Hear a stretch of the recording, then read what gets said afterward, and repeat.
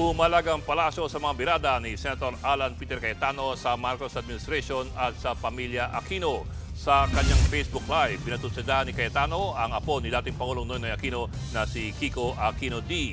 Siyempong sumapat yan sa death anniversary ni Pinoy.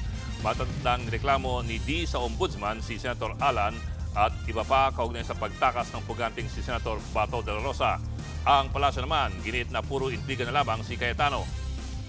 Just remember who you are, Kiko. Di ba? Kiko D. Aquino ka, hindi ka Kiko D. Marcos. Di ba? So don't get instructions from the administration. Mapapanggit natin si Mr. Kiko D. Aquino ay hindi po ito, hindi po siya maka-PBBM. Isa po siyang madalas mag-criticize sa gobyerno. Kaya muli, ang sinasabi ni Senator Alan Cayetano ay puro pang iintriga.